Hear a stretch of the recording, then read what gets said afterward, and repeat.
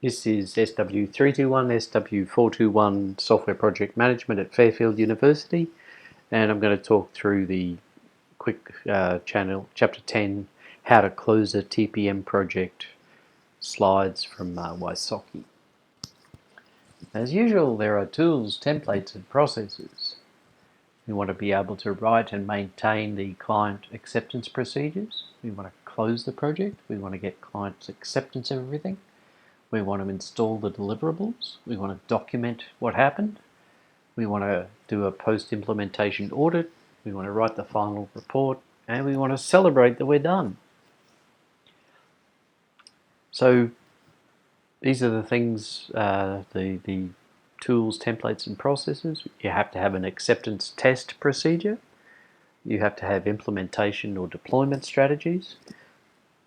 You have to document the project. You have to do a post-implementation audit, and then you have to put together the final project report. So to close a TPM project, you need to get the client to accept that you're done. You need to make sure all the deliverables are installed, that all the documentation about the deliverables are in place, that the client signs off on everything, that you've done a post-implementation audit for what you've done for your own benefit, your own company's benefit, and you celebrate that you've done it. So why do I need client acceptance procedures? Well, they must be clearly defined, and if you don't, then you'll have disputes right at the end of the project, which can blow things out. So the criteria for acceptance are defined in collaboration with the client, and they're administered by the project team during the final acceptance testing. Okay, you've passed acceptance tests, and now you've got to roll it out. How do you do it? Do you phase it out gradually?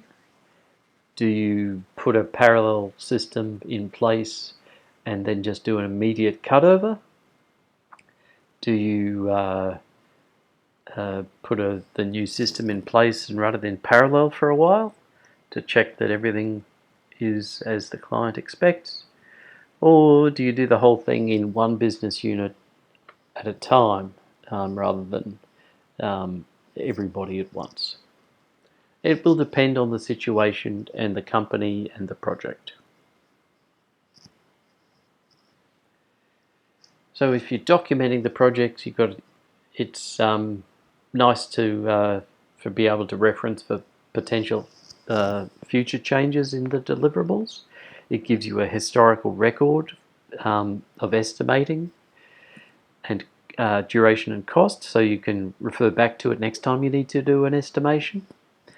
It's a training resource for new project managers. It's input for further training and development of the whole project team. And it can be used for performance evaluation by functional managers of the team members.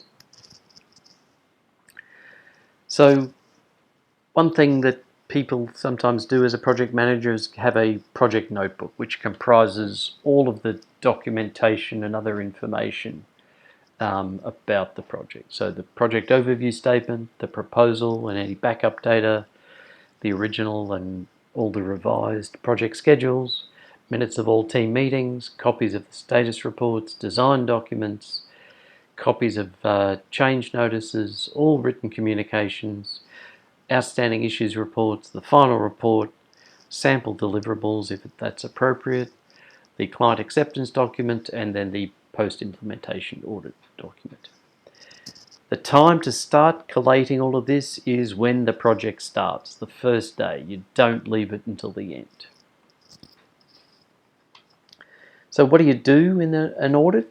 You say whether the project goal was achieved, was everything done on time, within budget and according to spec, was the client satisfied, was business value realized? You've got to go back to the project overview statement and check the success criteria, what lessons were learned, and how well did the team follow the methodology. Reasons for not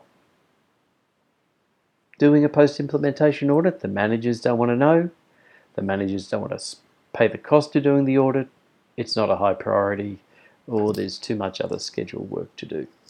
Still worthwhile doing, even if it's only on a personal level, to reflect over what you did and what you could do better. Like I said, the lessons learned can be gold.